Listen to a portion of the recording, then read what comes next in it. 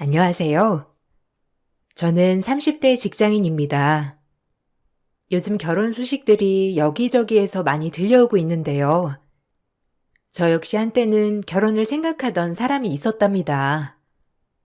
저는 어릴 적부터 결혼에 대한 로망이 전혀 없었어요. 그러다 보니 연애를 할 때도 막상 결혼 이야기가 나오기 시작하면 막연한 두려움이 있었죠. 그렇게 30대 후반이 되면서까지 결혼에 대한 생각은 거의 하지 않았었습니다. 그러다가 제 생각이 바뀌게 된 것이 바로 남자친구를 만나면서부터였습니다. 남자친구는 제가 다니고 있는 회사 1층에 위치한 카페에서 만나게 되었습니다. 근처에서 근무를 하는지 자주 마주치게 되었고, 그러다가 남자친구가 저에게 호감을 보이게 되면서 연애를 시작하게 되었죠. 남자친구는 다정다감하고 따뜻한 사람이었습니다. 무엇보다 저와는 다르게 행복하고 화목해 보이는 가족 관계에서 호감이 생겼던 것도 있었어요.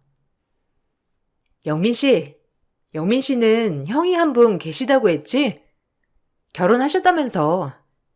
영민 씨 가족들은 다 같이 자주 만나는 것 같아. 그게 정말 신기해. 솔직히 우리 집은 다들 개인 생활이 바빠가지고 잘 못 모이거든. 근데 영민 씨 가족들은 서로 잘 만나고 연락도 자주 하는 것 같아서 신기하더라고. 거기다가 그게 나쁜 게 아니라 너무 좋아 보여. 영민 씨도 항상 어딜 가든 가족들을 많이 생각하는 것 같고. 그래? 좋게 봐주니 나도 고맙네. 우리 가족이 조금 유별난 것도 좀 있지. 사실 나는 당연하게 생각하면서 살아왔었는데 주변에 보니까 이렇게까지 하는 집은 거의 없는 것 같더라고. 그래도 가족들이 서로 잘 뭉치니까 나는 좋지.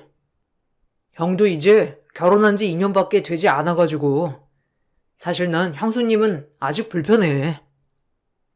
자주 보면서 친해져야 하는데 형수님도 일을 하시니까 가족 모임에는 참석하기 어려우신 것 같더라고. 그래도 자주 만나면서 친해지려고 노력 중이야. 그래? 형수님도 바쁘시구나. 그래도 가족 모임에 강제성은 없는가 보다. 형수님은 어떤 분이셔? 저번에 보니까 그래도 영민 씨 생일 선물도 따로 챙겨주시고 세심하신 분이신 것 같은데. 영민 씨는 형 이야기는 자주 해도 형수님 이야기는 별로 하지 않아서 궁금해. 형수님은 아직 성격을 잘 모르겠어. 집에서도 봐도 말을 많이 하시는 편은 아니신 것 같고, 모임할 때도 매번 오시는 건 아니라서 잘 모르겠어. 형 말로는 진중하고 차분한 성격이라고 말하는데, 몇 번 봤을 때는 약간 차가운 성격이라고 해야 하나? 좀 냉정한 면도 있는 것 같고, 그랬거든. 어쨌든 형이 좀 해픈 성격이라, 형수님 성격이 그러면 잘 맞을 수도 있겠지. 나도 아직 많이 본 적은 없으니 뭐라 말하기는 어렵네. 아, 그래? 나는 가족들끼리 자주 모이길래 형수님도 자주 오시는 줄 알았어. 어쨌든 영민 씨 집은 진짜 좋아 보인다. 항상 화목하고 그런 것 같아. 그런 집에서 커서 그런가? 영민 씨도 이렇게 여유롭고 행복하게 보이니까 진짜 환경이 중요하구나 싶기도 하고. 가족 모임을 갖긴 하지만 형수님한테는 강제성이 없지. 일하는 사람한테 억지로 참석하라 할 수도 없고 말이야. 어쨌든 이렇게 자주 만나는 게 수지 씨한테는 부담이 될 수도 있지만 그런 거 전혀 신경 안 써도 돼. 형수님도 지금까지 10번도 참석 안 해봤으니까 너무 부담 갖지 않아도 될 것 같아. 나중에 시간 될 때 한번 가족 모임 수지 씨가 참석을 해보면 좋을 것 같네. 그러면 어떤 분위기인지 알겠지. 남자친구는 가족 모임에 대해서 부담을 느끼지 않아도 된다는 말을 해주었습니다. 기회가 된다면 가족 모임에 같이 참석을 해보는 것도 좋을 것 같다는 말에 저는 남자친구의 가족 모임에 참석하겠다고 말을 했죠. 그렇지만 연애를 하면서 가족 모임에 참석하는 건 쉽지 않았고, 1년의 연애 끝에 결혼을 결심하고 난 후에 드디어 가족 모임에 참석을 하게 되었습니다. 먼저 시댁에 인사를 가게 되는 날, 저는 시댁에 처음 가보고 너무나 놀랐어요. 딱 봐도 으리으리한 집이 바로 남자친구의 집이었죠. 남자친구가 하고 다니는 것만 해도 여유로운 집이구나 생각은 했었지만 어느 정도 예상했던 것보다 시댁은 더욱더 잘 사는 집이었습니다. 식사를 준비하시는 도우미 이모님들이 계셨고 집 내부도 무척이나 크고 고급스러웠습니다. 처음 인사를 갔을 때 시부모님이 정말 반갑게 맞이해 주셨어요. 어머, 우리 영민이가 만난다는 분이시구나. 들었던 것보다 훨씬 예쁘시네요. 반가워요. 나는 영민이 엄마예요. 오늘 인사 온다고 해서 음식을 준비하긴 했는데 입맛에 맞을지는 모르겠네요. 너무 많이 준비를 하면 부담스러울 수도 있을 것 같아서 음식은 대부분 우리가 평소에 먹는 걸로 준비했어요. 오늘은 너무 부담 갖지 말고 가볍게 식사 자리라고 생각하고 편하게 있다가 가요. 안녕하세요. 영민 씨 여자친구 이수지라고 합니다. 어머님, 아버님 여러 번 뵙고 싶었는데 사실 기회가 없어서 아쉬웠어요. 그래도 이렇게 만나 뵙게 되어서 너무나 기쁩니다. 소소하지만 선물이에요.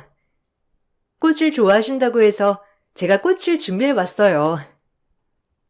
어머, 이런 건 안 가지고 와도 괜찮은데. 어쨌든 고마워요. 내가 꽃 좋아하는 건 어떻게 알고? 화병에 꽂아야 되겠네.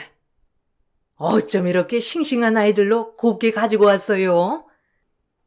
아직 음식은 준비하고 있어요. 영민이랑 위층에 올라가서 집 구경 좀 하고 있어요. 영민이 방은 2층에 있으니까 내려오지 말고 음식 다 준비되면 그때 말할 테니 내려와서 식사해요. 엄마, 오늘 많이 준비했겠네. 수지 씨가 엄마 아빠 선물로 어떤 걸 해야 할까 고민을 진짜 많이 했어. 내가 이것도 있고 저것도 있다고 해가지고 선물 고르는 게 생각보다 쉽지 않더라고. 엄마가 꽃 좋아한다고 하니까 새벽 시장도 다녀왔다니까. 이렇게 신경 많이 썼는데 엄마 아빠가 잘 봐줘. 수지 씨, 우리는 위층으로 올라가자. 내 방 구경 시켜줄게. 엄마, 준비 다 되면 말해줘요. 처음 봤던 시부모님의 인상은 너무나 온화하고 좋았습니다. 꽃 선물을 받고서는 환하게 기뻐하시는 모습이 지금도 선명하죠. 집안도 너무나 깔끔하고 고급스러운 곳이었습니다. 한눈에 봐도 잘 사는 집이구나 티가 나는 곳이었죠. 사실 저희 집에 비해서 너무나 잘 사는 집이었기 때문에 처음에는 결혼 허락을 받을 수나 있을까 싶었는데 생각보다 시부모님은 호탕하셨어요. 그래, 수지 씨는 직장에 다니고 있다고 했지? 영민이한테 들어보니까 일하는데 자부심도 크고 열심히 한다고 하더라고. 수지라고 불러도 되겠니? 앞으로 우리 집 사람이 될 거니까 편하게 말해도 되겠지? 아마 오면서 봤겠지만 우리가 사실 부족한 편은 아니라서 놀랐을 수도 있을 것 같아. 영미애니한테도 말은 했는데 우리는 그런 거 전혀 신경 안 쓰니까 너무 부담스러워하지 말고. 네, 어머님 편하게 말씀하셔도 됩니다. 영민 씨가 부족함 없이 자랐을 것 같다고는 생각은 했었는데 생각보다 훨씬 좋은 가정이라서 놀랐어요. 영민 씨가 가족 모임도 자주 갖는다고 했거든요. 어머님, 아버님을 뵈니 영민 씨가 그동안 배려심도 깊고 여유로워 보이는 이유가 있었던 것 같네요. 사실 여기 오고 나니 어머님, 아버님께 제가 너무 부족해 보이진 않을까 걱정이 되네요. 아유, 너무 그렇게 부담 갖지 마. 우리는 그런 거 전혀 안 보니까. 우리 큰애도 그냥 평범한 집안 딸이었어. 우리는 사람 됨됨이 보니까 너무 신경 쓰지 말고. 그래, 결혼을 생각하고 있다고? 우리 영민이가 워낙 까다로워야 말이지. 나도 우리 아들이지만 우리 아들 취향 맞추기가 쉽지 않은데 수지는 괜찮니? 우리도 사실 사회생활이 너무 바쁘고 그러니까 가족들끼리 이렇게 얼굴 맞대고 있는 시간이 너무 없더라고.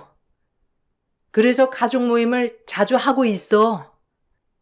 근데 그게 또 부담이 되면 안 되니까 그네는 거의 참석을 못하고 아들만 오고 있지. 맞아. 우리는 거의 형만 오고 형수님은 바빠가지고 참여를 잘 못해. 그것만 봐도 알겠지? 우리 부모님 꽉 막히신 분들이 아니니까 수지 씨도 너무 걱정하지 마.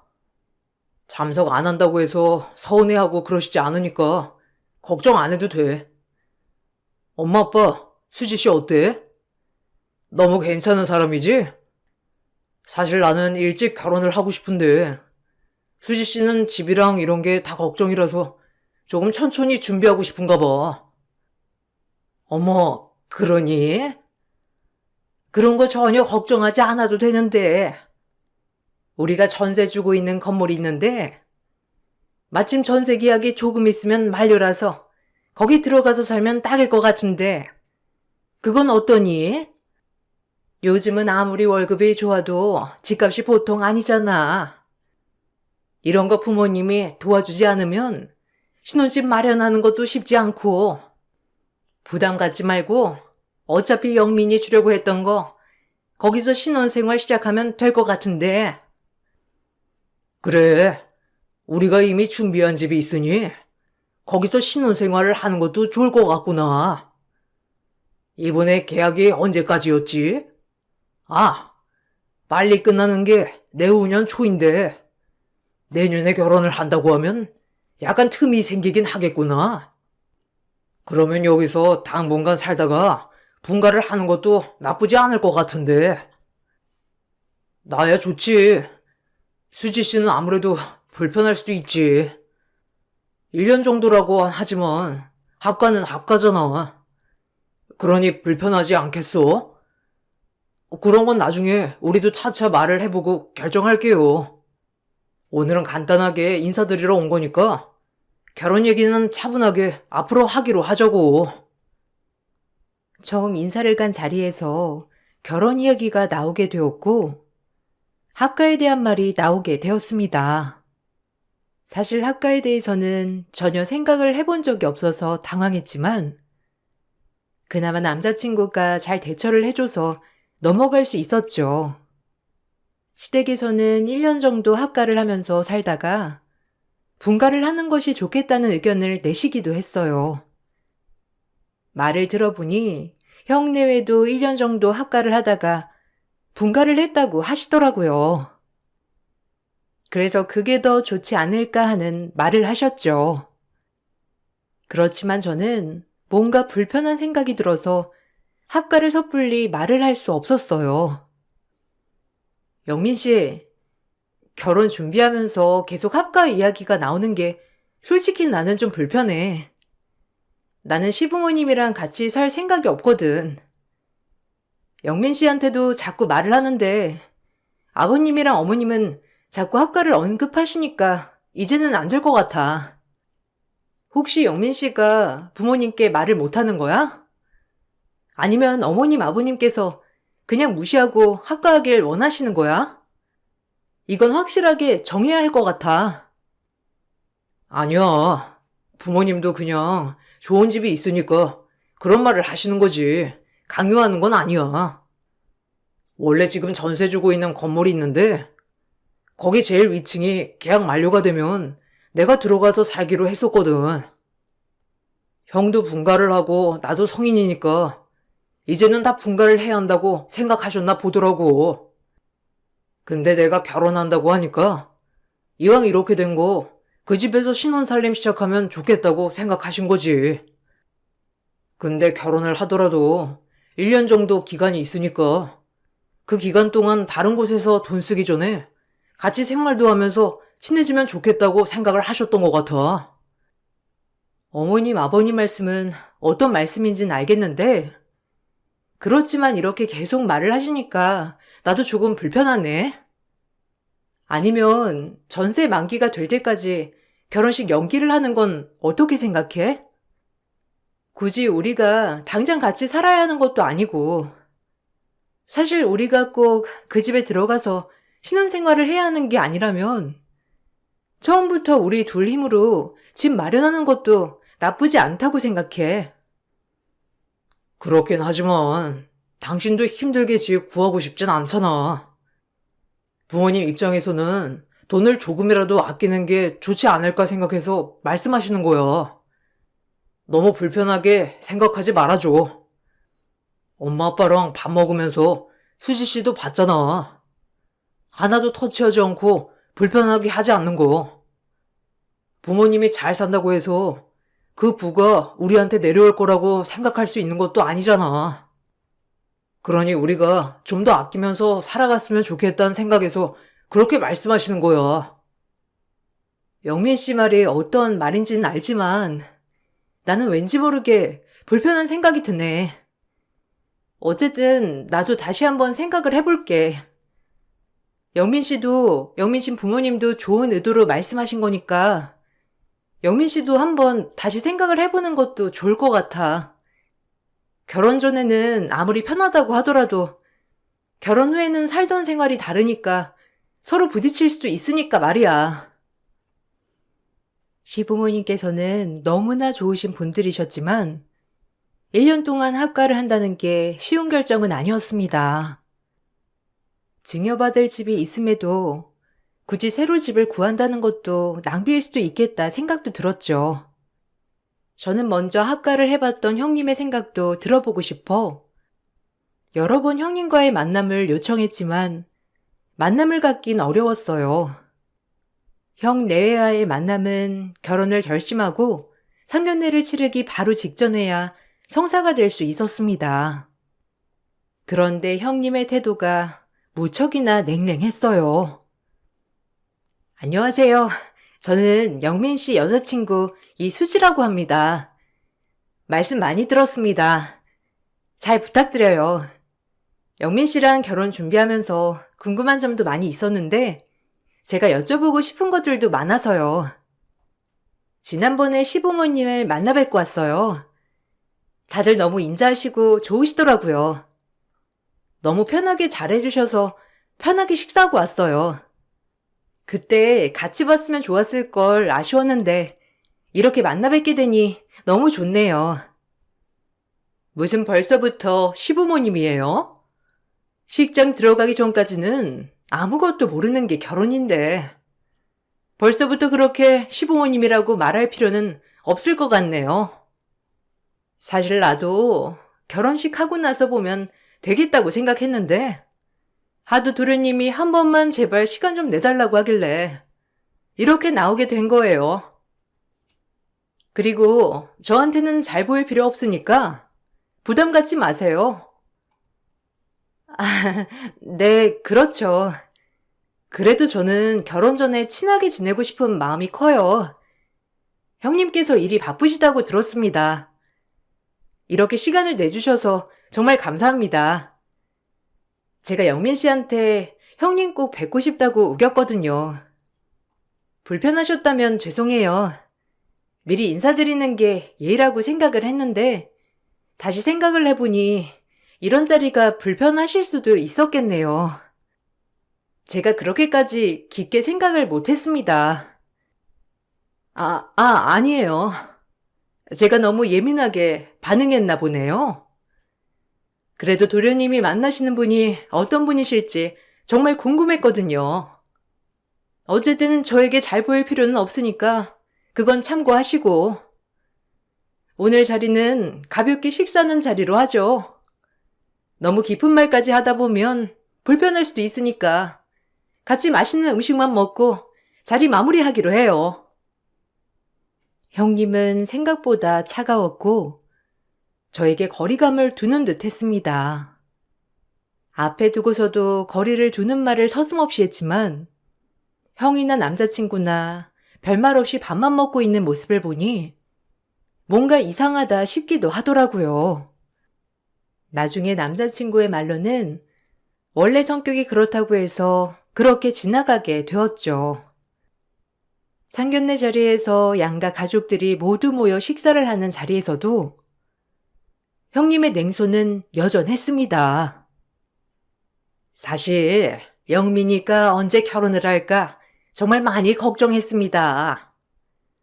우리 영민이가 생각보다 까다로운 애라 맞춰줄 애가 있을까 싶기도 했거든요. 그런데 수지를 보니까 우리 영민이랑 너무 잘 맞겠다 싶더라고요. 영민이가 까다로웠던 게 아니라 그동안 맞는 애를 못 만났던 것 같아요. 수지 부모님께는 너무나 죄송한 말씀입니다만 저는 수지 처음 봤을 때부터 제 딸 같은 느낌이었네요. 아유, 제 딸을 잘 봐주셔서 정말 감사합니다. 저도 솔직히 말씀드리자면 사돈댁이 워낙 탄탄하다고 소문난 집안이라 저희 집이 성에 차실지 모르겠다는 생각이 많이 들었었어요. 그런데 결혼 허락도 먼저 해주시고 결혼 준비까지 다 해주신다는 말에 놀랐습니다. 저희는 너무나 감사하죠. 아이고, 아닙니다. 조금 더 여유로운 쪽에서 준비를 하면 수월하고 좋죠. 결혼이라는 게 사실 준비해야 할 게 워낙 많지 않습니까? 제가 일을 하고 있는 게 아니니 시간적으로도 여유가 있어서 제가 준비를 도와주겠다고 한 겁니다. 사부인께서는 지금도 현직에서 일을 하시고 계시니 아무래도 신경을 쓰시기가 쉽지 않는 게 사실이잖아요. 아, 그리고 저희가 애들한테는 여러 번 말을 꺼냈었는데 애들이 워낙 불편해해서 말입니다. 사부인 사돈어른과 한번 의논을 해보려고 하는데요. 저희가 전세 주고 있는 건물이 내후년에 계약이 끝납니다. 그 후에 들어가 살면 좋을 것 같은데 애들은 그냥 다른 곳에서 살겠다고 하는 바람에 저희가 고민 중입니다. 저희 생각으로는 그냥 따로 집 구하는 비용 들지 않고 저희 집에서 합가를 하다가 분가하는 게 어떤가 싶은데요. 아, 사부인, 저도 그 말은 들었습니다. 제 생각에도 1년 정도면 합가를 해도 괜찮을 것 같다 생각을 했었는데 솔직히 요즘 애들은 생각이 저희랑 다르죠. 저도 여러 번 말은 했지만 애들 생각도 워낙 완강해서 애들 직구하는 비용은 저희 쪽에서 부담하겠습니다. 저희가 아무리 바라는 일이라 하더라도 결혼 당사자들이 바라지 않으면 그게 잘 안 되더라고요. 사돈어른, 한번 들어앉으면 발목에 줄을 달아서 도망 못 가게 하는 게 주인집 생각이더라고요. 잘 생각하셨습니다. 차라리 처음부터 주인집에 들어가지 않는 게 낫지 않겠어요? 처음에는 다들 좋은 말로 시작을 합니다. 그렇지만 그 뒤에 뭔 꿈꾸기 속을 숨겨놓았을지 알 수 없는 거니까요. 어머머, 얘가 농담이 좀 지나치구나. 아이고, 사돈, 죄송합니다. 우리 큰며느리가 상황에 맞지 않는 농담을 좀.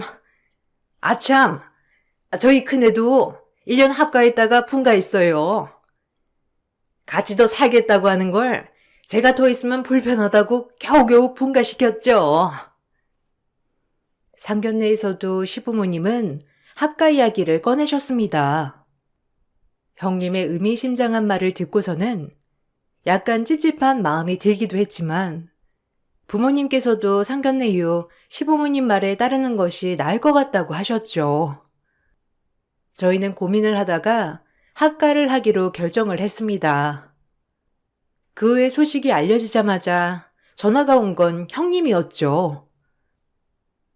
어머, 형님, 어쩐 일로 전화를 주셨어요? 혹시 합가한다는 소식 때문에 전화해 주신 거예요?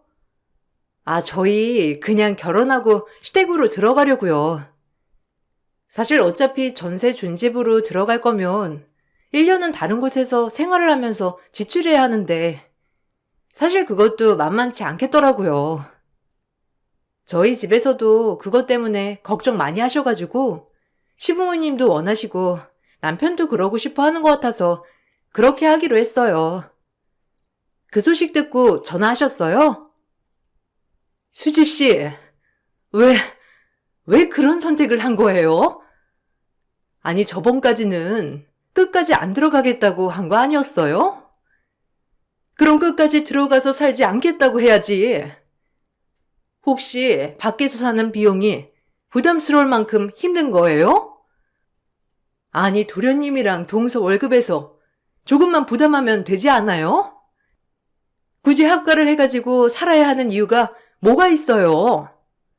동서, 그러지 말고 다시 한번 생각을 해봐요. 네? 아, 그거야. 시부모님도 원하시고 저희 집에서도 그게 나을 것 같다고 하시고 남편도 솔직히 합가를 하는 게 좋을 것 같다고 해서 그런 거예요. 남편도 굳이 밖에서 돈을 쓸 필요가 뭐가 있냐고 하고 저도 그렇게 생각을 하게 되니까 선택한 건데. 형님 근데 왜 그러시는 거예요? 혹시 저한테 하고 싶으신 말이 있으신 거예요? 그런 거라면 지금 말씀을 해주세요. 아, 제가 아무리 말을 해도 수지 씨가 이해를 할 수 있겠어요? 그냥 한번 겪어보시는 것이 더 좋을 것 같네요. 제가 말을 한다고 해서 와닿는 것도 아니고 어쨌든 여러 번 시댁 가보시고 겪어보세요. 시간이 지나면 제가 무슨 말을 한 건지 아실 거예요. 형님은 저에게 의미심장한 말을 남기고 전화를 끊었죠. 형님의 말에 찝찝했던 저는 결혼식을 올리기 전에 여러 번 시댁을 가봐야 되겠다 생각이 들었습니다. 그렇게 일주일에 적어도 한 번은 시댁에 들려 같이 밥을 먹곤 했지만 시부모님은 평소와 다름없이 늘 저를 배려해주면서 생각을 해주셨고 결혼식이 2달도 채 남지 않은 시간 동안 여러 번 방문을 해도 수저 하나 놓지 않게 하셨어요. 슬쩍 남자친구에게 물어보니 형님이 평소에 의심이 심하다면서 신경 쓰지 말라는 말만 했죠. 그렇게 결혼이 2달도 채 남지 않은 시점에서 어느 날 갑자기 어머님께서 저에게 연락을 해 오시곤 같이 모임 때 먹을 식사를 준비하자고 하시더라고요. 원래는 도우미 이모들이 음식을 준비해 주셨지만 그날은 형님과 저, 어머님만 음식을 준비하게 된 날이었어요. 형님은 식사를 준비하던 중에도 저에게 자꾸만 눈치를 주셨어요. 요즘 계속 여기 와서 저녁 먹고 간다면서요? 뭔가 느낀 건 없었어요? 이쯤 되면 뭔가 느낀 게 있을 것 같은데. 수지 씨는 원래도 이렇게 그냥 둥글둥글 넘어가는 편이에요? 아니면 다른 사람 말에 귀 기울이지 않는 편인가? 사실 오늘 이렇게 식사 준비하러 올 거라는 생각은 못 했어요. 이미 나가 떨어지면 떨어졌을 거란 생각을 했는데. 근데 여기까지 온 걸 보니까 아직까지도 모르는 모양이네요. 네? 형님, 자꾸 어떤 걸 말씀하시는지 저는 전혀 모르겠어요. 혹시 제가 형님께 잘못한 게 있나요? 혹시 제가 마음에 들지 않으신 거예요? 제가 실수한 게 있다면 말을 해주세요. 아무런 말도 없이 그냥 이렇게 불편해하시고 벽을 두시니까 제가 어떻게 해야 할지 모르겠어요. 오늘도 형님이랑 같이 음식 준비를 한다고 하길래 형님이랑 대화를 좀 해보려고 온 거예요. 아, 수지 씨, 이 결혼 절대 하시면 안 돼요. 내가 정말 내 여동생 같아서 하는 말이에요. 여기 집안 사람들 지금 다 연기하고 있어요. 나도 여기서 1년 살았는데 10년 산 것처럼 병 없고 분가했어요. 이 말 못 들었어요? 지금 내가 하는 말 똑똑히 들어요. 지금까지 몇 개월 동안 연기한 거 보고 홀딱 넘어간 것 같은데 절대 아니에요. 정 궁금하면 이거 빨리 갈라봐요. 네? 지금 무슨 소리를 하시는 거예요? 어머님, 아버님 다 저한테 불편한 거 없이 잘해주셨고 지금까지 설거지나 밥상 차리는 거 하나 저한테 시키신 적도 없어요. 오히려 영민 씨 데리고 가서 일 시키면 시키셨지. 저한테 그런 건 없으셨다고요. 잔소리도 한 번을 안 하셨는데 지금 무슨 소리를 하시는 거예요? 아, 일단 제 말을 못 믿겠으면 다른 거 하지 말고 이거 동그랑땡 한번 두 동강 내보세요. 그러면 내가 무슨 말 하고 있는지 알 수 있으니까. 이거 보고서도 수지 씨 마음이 안 변하면 그건 수지 씨 인생이니 앞으로는 상관 안 할게요. 그러니 한 번만 해보세요. 형님은 멀쩡하게 잘 빚어진 동그랑땡을 갑자기 두 동강 내라며 말을 했습니다. 제가 주저하고 있자 형님은 어머님이 보지 않는 틈을 타 제 손을 잡고 동그랑땡을 뭉개기 시작했죠. 음식이 잘 되어가고 있는지 보러 주방으로 들어온 시모는 두 동강 난 동그랑땡을 보고선 얼굴이 한순간에 구겨졌어요. 그 뒤로 얼굴이 새빨개진 채 고래고래 소리를 지르기 시작하셨습니다. 아니, 이게 다 뭐야? 수지야, 수지 네가 이렇게 한 거니? 아니, 이 음식을 어떻게 이렇게 할 수 있어? 너 정말 엉망진창이구나. 아무리 해오는 게 없이 몸만 들어온다고 하더라도 그러면 염치가 있어야지. 음식까지 이렇게 망쳐놓니?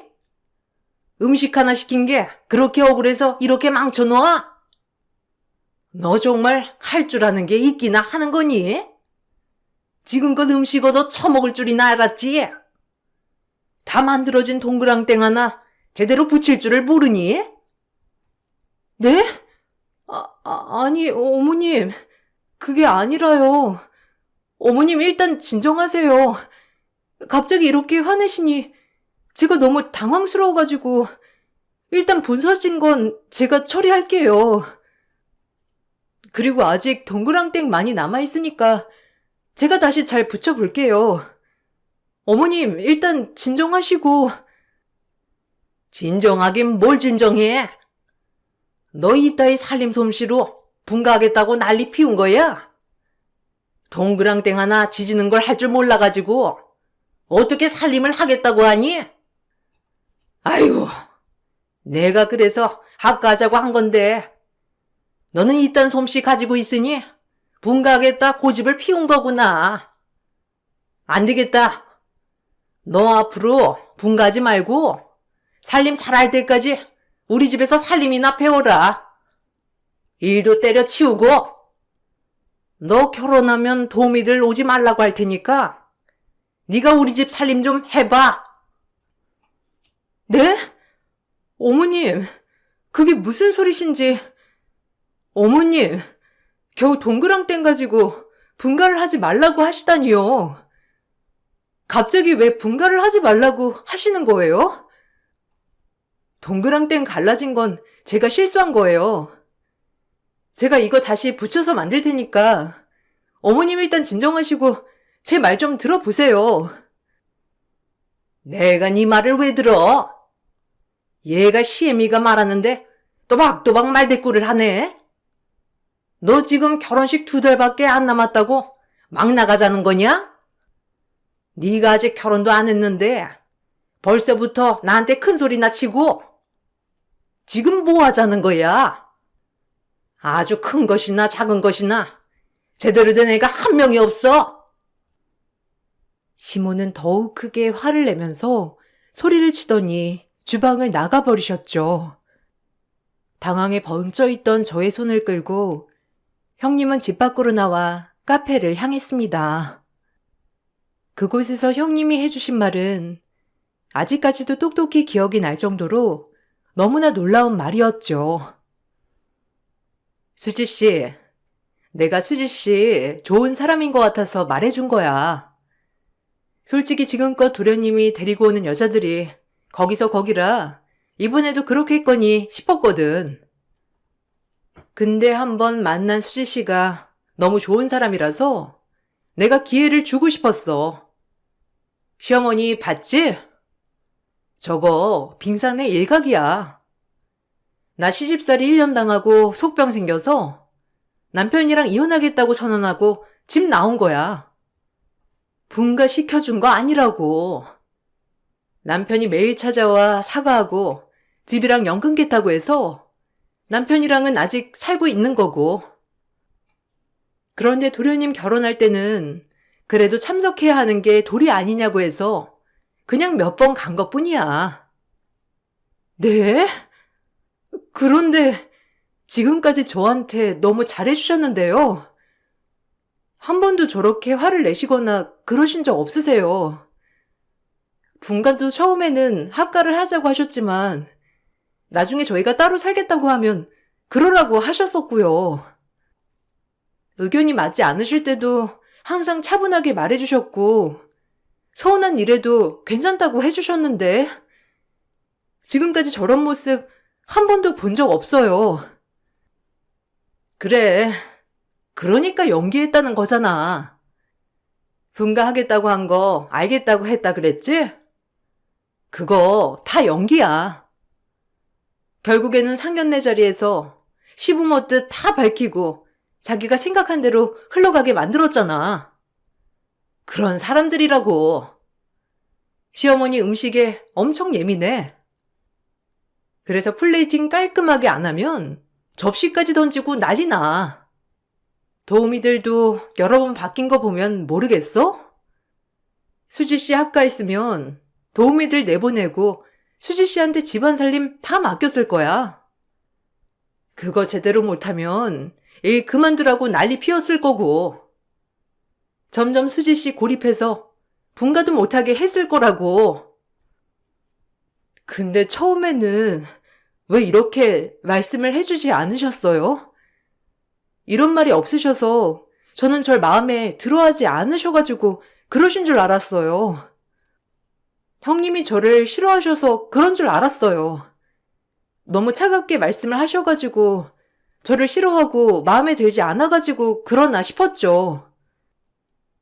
저 사람들 맘먹고 속이려고 연기하는데 내가 처음부터 수지 씨한테 말하면 믿었겠어? 그 집에서는 이미 나를 정신병 있는 사람으로 취급하는데 말이야. 수지 씨도 도련님한테 들었을 거 아니야. 아마 내가 처음부터 말했으면 수지 씨 도련님한테 물어봤을 테고 시댁에서도 이런 거 다 알았겠지. 그럼 더 꽁꽁 숨겨서 결혼시키려고 했을 거야.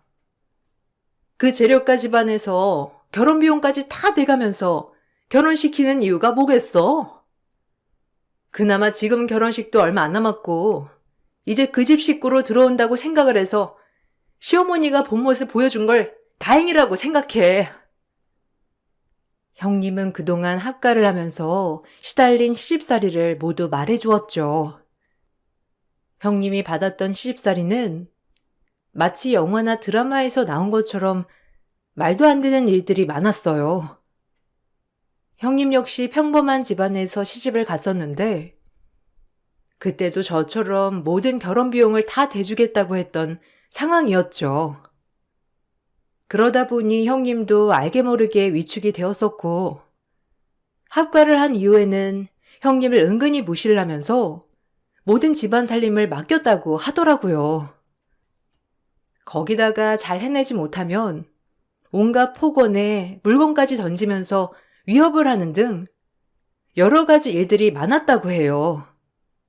결국 결혼 1년 만에 참지 못하고 집을 나왔지만 남자친구의 형이 울며불며 헤어질 수 없다고 해서 연을 끊다시피 하고 나왔던 거였어요. 그렇게 1년이 지나고 난 후에 남자친구가 저를 데리고 가니 시부모님은 부랴부랴 형님에게 사과를 하고 몇 번만 참석을 해달라 사정을 했던 것이었죠. 그렇지만 본성은 바뀌지 않았다는 걸 형님은 알아차렸고 저에게 기회를 준 것이었습니다. 몇 시간 지나고 남자친구는 저에게 연락이 왔어요. 수지 씨, 어디야? 엄마가 수지 씨한테 화냈어? 엄마가 요즘 좀 예민해서 그래. 형수님이 데리고 나가서 쓸데없는 말 안 했지? 수지 씨, 그거 다 믿지 마. 형수님, 지금 우울증 약 먹고 있어가지고 요새 이상한 말 많이 한다고 하더라고. 형수님이 별말 안 했어? 무슨 말 했던지 그 말 다 믿으면 안 돼. 뭐가? 어머님이 형님 괴롭힌 얘기 말하는 거야? 아니면 접시 던진 얘기 말하는 거야? 지금껏 내 앞에서 다들 그렇게 연기하느라 힘들었겠다. 나 오늘 진짜 깜짝 놀랐어. 겨우 동그랑땡 2동강 냈다고 그 앞에서 그렇게 나를 무시하고 소리를 치시더라.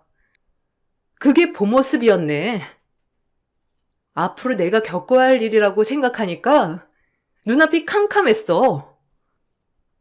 아, 왜 그래? 우리 이제 결혼식 얼마 안 남았어. 이제 와서 결혼식 취소할 수도 없고 엄마도 너무 미안해하고 있어. 우리 엄마 원래 이런 사람 아니야. 함부로 소리 지르고 그런 사람 아닌데 요즘 따라 예민해서 그런 것 같아. 엄마가 사과하고 싶다고 하니까 집으로 다시 와. 오해는 풀어야지. 나 그 집에 앞으로 갈 일 없을 거야.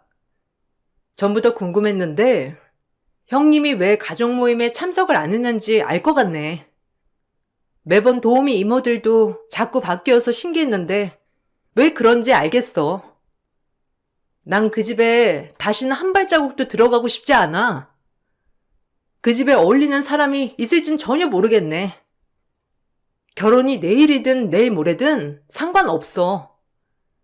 당신이랑은 이 결혼 안 해. 이게 무슨 소리야? 미안해. 내가 잘못했어. 그러면 우리 합가하지 말고 분가해서 살자. 그러면 괜찮잖아. 엄마 자주 안 보면 괜찮을 거야. 엄마도 오늘 일 말하면 분가하는 거 별다른 말 없이 허락해 줄 거야. 미안해. 내가 미안해. 그러니까 결혼 안 하자는 말은 하지 마. 당신이랑 결혼 안 해. 내 앞이 캄캄한 게 딱 보이는데 당신이랑 어떻게 결혼하니? 그 집안 노예로 들어가라고? 난 절대 못하니까 전 결혼하고 싶으면 다른 사람 찾아봐. 결혼식이고 뭐고 다 취소할 거다.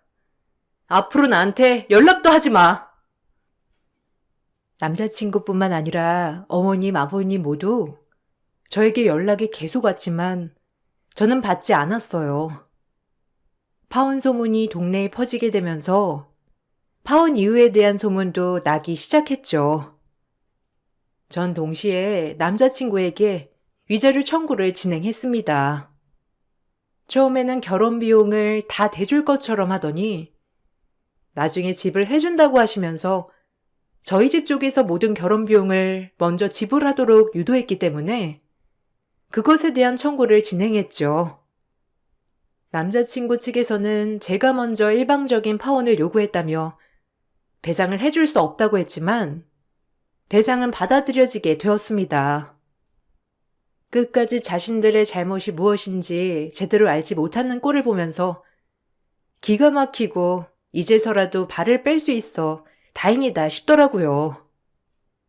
그러던 중 형님이 그동안의 시모의 부당 대우로 인한 이혼 소송을 제기하면서 이번 파혼의 이유도 시모의 시집살이에 있다는 것이 밝혀지게 되었죠. 동네에서도 떵떵거리던 재력가 집안이지만 겸손하고 배려심 깊은 집안으로 유명했던 남자친구의 집안 이미지는 한순간에 몰락했습니다. 결국 그 집을 처분하고 다른 지역으로 이사를 갔다고 하더라고요. 그렇게 저는 결혼을 하지 않게 되었습니다. 아직까지도 남자친구는 다시 만나자는 연락을 해오곤 있지만 모두 받지 않고 있는 상황이에요. 간간히 형님께서 연락이 오시는데 오히려 이혼을 하고서 더 잘 지내고 계시는 것 같더라고요. 파혼의 쓰라림은 있었지만 인생 수업 받았다고 생각하고 앞으로는 잘 살아보려고요. 제 긴 사연 들어주셔서 감사합니다. 여러분들의 인생 수업은 언제였었나요? 모두들 행복하시길 바랄게요. 안녕하세요. 저는 경기도에 살고 있는 30대 후반 여자입니다. 얼마 전에 너무 황당한 경험을 하게 돼서 사연을 신청하게 되었습니다. 항상 저를 무시하던 형님 때문에 상처도 여러 번 받았지만 최대한 좋게 넘어가려고 노력했었어요. 자주 얼굴 보는 것도 아니고 어쩌다 시댁에 모임이 있을 때만 얼굴을 보는 건데 차라리 제가 그냥 참고 넘어가는 게 나을 것 같았거든요. 그런데 시댁 며느리로 들어온 지 5년 동안 불만을 털어놓지 않고 가만히 있으니까 형님이 저를 더 무시하고 막대하는 행동들이 도가 지나친 것 같아 형님과 단둘이 있을 때 안 좋았던 감정들을 털어놨어요. 그리고 제 말이 끝나자마자 형님한테 대들었다고 집안을 쑥대밭으로 만들어 버렸습니다. 시댁 식구들 모두 흥분한 형님을 말리고 있는데 저는 그런 모습을 보면서 오히려 이해를 할 수가 없었어요. 되려 제가 해야 될 행동을 형님이 하고 있었거든요. 하도 어이가 없어서 그 모습을 쳐다보고 있었는데 자기를 노려봤다고 더 난리치길래 더는 좋게 넘어갈 수 없을 것 같아 자리에서 일어나 형님한테 그동안 쌓였던 불만들을 하나도 빠짐없이 전부 다 털어놨습니다. 점점 분위기가 심각해지자 남편은 저를 데리고 방으로 들어가려는데 갑자기 시모가 저를 멈춰 세웠어요. 그날이 시부모님의 결혼기념일이라 밥 한 끼 하자는 말에 가족 모두가 한자리에 모였던 거라 시모도 화가 많이 난 듯 보였습니다. 제가 걸음을 멈추고 시모의 말에 뒤돌아서자 저에게 삿대질을 하면서 상처되는 말을 쏟아냈습니다. 큰며느리가 너한테 안 좋은 말을 했더라도 평소처럼 그냥 참고 넘어가던가. 왜 하필 오늘 같은 날 불만을 털어놔서 집안 분위기를 이 꼴로 만들어놔? 어머님, 저도 참는데 한계가 있어요. 맨날 참았으니까 오늘도 참아야 된다는 법이 어디 있어요? 얼마나 힘들었으면 형님을 따로 불러 얘기했겠어요. 그럼 내가 틀린 말 했어? 하는 짓이 마음에 안 드니까 돌대가리라고 한 건데 그게 잘못된 거야? 맞는 말인데 뭐가 그렇게 불만인데? 아직까지 야간 학교 다니고 있으니까 돌대가리라고 한 거잖아. 동서 나이가 몇이야? 곧 40을 바라보는 나이에 아직까지 대학 졸업장도 못 따고 있잖아. 그래서 돌대가리라고 한 건데 그게 잘못됐어? 나한테 불만을 쏟아내기 전에 내가 왜 그런 말까지 했는지에 대한 의미부터 파악하는 게 좋지 않을까? 뭐 하나 시키면 말귀도 못 알아들어서 2번, 3번 얘기해야 되고 움직임까지 둔에 빠져서 속 터지게 만드니까 우라통이 터져서 한마디 한 걸 가지고 불만 있다고 네가 감히 나를 불러내? 형님은 의사고 저는 집안 형편이 안 좋아서 대학도 제대로 못 다녔다가 직장 생활하면서 최근에 다니기 시작한 건데 30대 후반에 야간 학교 다니면 돌대가리 소리 들어야 되는 거예요? 형님 집안이야 워낙 재력이 좋으니까 부모님의 아낌없는 지원을 받아 의사 타이틀을 달 수 있었겠지만 저는 그런 환경에서 자라지 못했거든요. 그래도 부모님 원망 한 번 한 적 없었고 저에게 주어진 환경에서 최선을 다하며 살아왔었어요. 형님한테 그런 말 들을 정도로 저 인생 막 살지 않았거든요. 제가 오죽했으면 형님하고 따로 대화를 했겠어요. 5년 동안 이 집 며느리로 살아오면서 상처받았던 일들이 정말 많았는데도 많이 참았고 오늘만큼은 도저히 못 참겠더라고요. 아버님, 어머님 결혼기념일 제가 모르는 것도 아닌데 분위기 안 살폈겠어요? 맨날 참고만 살다 보니까 속병까지 나서 너무 힘들어서 그런 거예요. 형님은 의사라고 손가락 하나 까딱하지 않고 저에게 입으로만 지시하는데 시키는 걸 하고 싶겠어요? 입장을 바꿔놓고 생각을 해보세요. 저보다 먼저 들어왔다는 이유 하나로 형님은 아무것도 하지 않으려는데 제 행동이 좋게 나올 수 있겠냐고요. 그런데 그런 제 모습을 보고 형님이 뭐라고 했는데요? 저희 부모님도 한참 모자랄 것 같다면서 가난한 집안은 다 이유가 있다고 저희 집안을 욕했는데 그 말을 듣고도 누가 가만히 있겠어요? 그래서 우리 집안 비하하지 말라고 한 소리 한 게 그렇게 잘못됐어요? 시부모님 결혼기념일날 시댁에 모였던 날 정신없이 식사 준비를 하고 있었는데 형님은 도와주기는커녕 손가락 하나 까딱하지 않았으면서 제 행동이 굼떠서 답답하다고 화를 내는 말에도 참고 있었는데 갑자기 저희 부모님까지 거들먹거리면서 도가 지나친 행동을 보이길래 따로 불러 대화 좀 했었어요. 그런데 제가 형님보다 손아래 사람인데 가르치려 든다고 혼자 흥분해서는 집안을 난장판으로 만들어 놓곤 모든 잘못을 저에게만 돌리려는 형님이 배운 사람이 맞는지 의심이 들 정도로 실망스러웠어요. 이런 상황에서 시모도 제 편을 들어주지 않으니 기분이 상당히 안 좋아졌고 더 이상 시댁 모임에는 참석할 마음이 없었어요. 시모와 형님이 저를 쏘아붙이자 옆에서 듣고 있던 남편도 기분이 안 좋았는지 제가 잘못한 것도 없는데 왜 뭐라고 하냐며 언성을 높였습니다. 이 사람 말이 틀린 것도 아닌데 엄마는 왜 형수님한테는 말 한마디 못하는 건데요? 의사고 엄마가 받을 혜택이 많으니까 제대로 말도 못하겠어요? 제가 앞에 있는데 대놓고 이 사람한테 돌대가리라고 하면 누가 가만히 있겠어요? 입에 걸레를 물었나? 인성은 집에 버려두고 왔어요? 의사라고 대우만 받으려는 형수 때문에 이런 문제가 생기는 거예요. 형수님은 이 집안 며느리 아니에요? 누가 보면 우리 집안의 왕인 줄 알겠어요. 대우를 받고 싶으면 행동부터 똑바로 하세요. 그런 성격으로 환자는 제대로 볼 수나 있겠어요? 이 사람한테 온갖 짜증에 화까지 냈는데 환자들한테는 안 그러겠어요? 너 지금 형수한테 그게 무슨 말버릇이야? 누가 잘못했던 상황을 좋게 풀어갈 생각을 해야지. 옆에서 거들면 어쩌자는 건데? 형이 가만히 있으면 너도 가만히 있어야지. 집안 분위기 망쳐서 좋을 거 하나 없는데 아버지 어머니 결혼기념일날 일을 더 키워야 되겠어? 어머니, 차라리 저희하고만 시간 보내는 게 좋겠어요. 형이 중간 역할을 잘해주지 못하니까 이런 분열이 생기는 거야. 솔직히 이 사람이 뭘 잘못했는지 형도 모르잖아. 형수님 눈치 보여서 아무 말도 못하는 거잖아. 저와 형님의 마찰로 시작된 불화는 집안 싸움이 되었고 아주버님과 남편까지 감정이 격해지면서 몸싸움까지 벌어지자 이런 상황을 지켜보던 시부가 그만들 하라고 화를 냈고 저희 부부와 형님 내외를 전부 다 집 밖으로 내쫓아 버렸어요.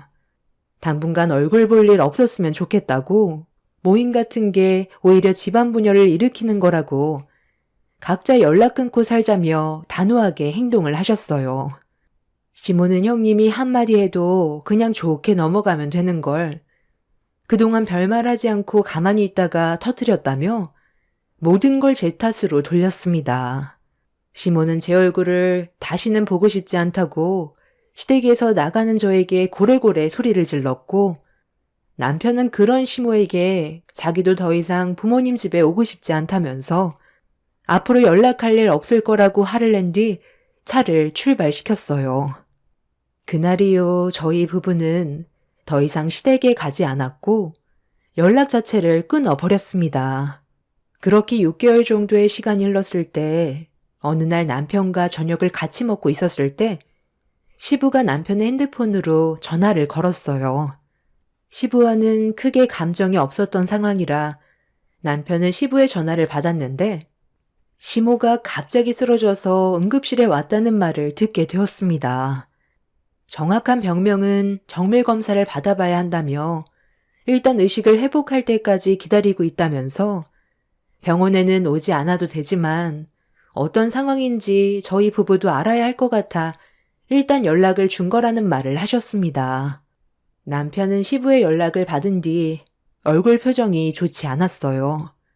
아무리 서로 얼굴 안 보고 지낸다고 했지만 시모의 건강에 문제가 생겨 쓰러졌다는 말을 들었을 땐 심각해질 수도 있는 거라 남편은 안절부절 못하고 있었죠. 저는 할 도리는 해야 된다고 일단 병원에는 가보는 게 좋을 것 같다고 했어요. 후회가 남을 바엔 차라리 얼굴이라도 한번 비추는 게 나을 것 같아 남편과 함께 시모가 입원한 병원을 찾아가게 되었습니다. 저희가 도착을 했을 땐 시모는 깨어 있었고 형님 내외도 병실에 도착해 있었어요. 아무래도 시모의 건강에 어떤 문제가 생겼는지 알 수 없기 때문에 서로가 최대한 조심하고 있었습니다. 시모는 저희 부부에게 6개월 동안 연락 한 번 없다가 쓰러졌다는 말 듣고 세상 떠났는지 확인해 보려고 온 거냐면서 또다시 안 좋은 말을 늘어놓았지만 그냥 무시하고 신경 쓰지 않았습니다. 저희가 시모의 병실에 찾아온 이유는 몸 상태가 어떤지만 확인하려고 온 거기 때문에 시부와 따로 밖으로 나가 대화를 이어나갔어요.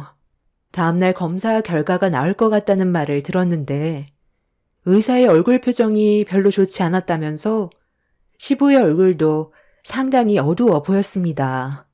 그렇게 저희는 잠깐 얼굴만 비추고 다시 집으로 돌아왔는데 남편은 그날 이후 걱정이 많아 보였어요. 아무리 얼굴을 붉히고 싸웠어도 남편을 낳아준 어머니인데 건강에 문제가 생겼다는 거에 근심이 한가득인 듯 보였습니다. 그렇게 다음날 검사 결과만 기다리고 있었는데 점심시간 때 남편한테 전화가 왔어요. 떨리는 목소리로 시모가 췌장암에 걸렸다는 말을 듣게 되었습니다. 건강이 안 좋아도 회복할 수 있을 정도로 생각은 했었는데 시모가 암 중에서도 제일 고치기 힘들다던 췌장암에 걸렸다는 말을 들었을 땐 저도 상당한 충격을 받았어요. 그날 남편과 저는 퇴근하자마자 곧바로 병원에서 만나기로 약속을 잡았고 그렇게 저희 부부가 병실 문을 열고 들어갔는데 시모는 이대로 세상을 떠날 수 없다며 담당 의사에게 살려달라며 애원을 하고 있었습니다. 이미 정밀 검사로 췌장암의 상태를 확인해 봤을 때 수술 위치도 너무 안 좋았고 항암 치료를 받는다 해도 다시 정상으로 돌아올 수 있다는 보장도 없다며 최선을 다해보겠다는 말만 하곤 병실을 나갔어요. 시모는 말도 안 된다면서 괴로워했지만 현실은 달라지지 않았습니다.